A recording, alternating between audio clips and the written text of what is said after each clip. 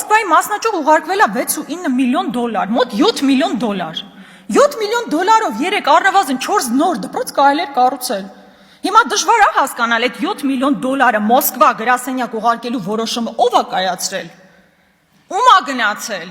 Ախր այդ մարդիկ բոլորին հայտնի մարդիկ են, կոնկրետ մարդիկ են անուն ազգանուններով, որոնք հենց հիմա ես էլ նույնիսկ կարող եմ ասել։ 3 տարվա մեջ ոչ մի ձև հնարավոր չէ նրանցից մեկին որպես մեղադրյալ ներգրավել ակնհայտ փողերի մսխման համար։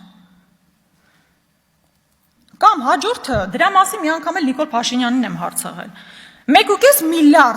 1.5 միլիարդ փոխանցվել է օֆշորային կազմակերպությունում մի օֆշորային կազմակերպության, որի ղեկավարը տարբեր հրապարակումների վերումով պարզվել է, որ Տիգրան Ավինյանի կնոջ ընկերուհին է։ Դե լավ, ենթադրենք կնոջ ընկերուհին էլ չէ, ու Ավինյանը հեչ կապ չունի։ Լավ, հնարավոր չէ հասկանալ, ով է ստորագրել որոշում, որով մեր հայրենակիցների վճարած հարկերից 1.5 միլիարդ դրամ փոխանցվում է օֆշորային ինչ-որ կազմակերպության։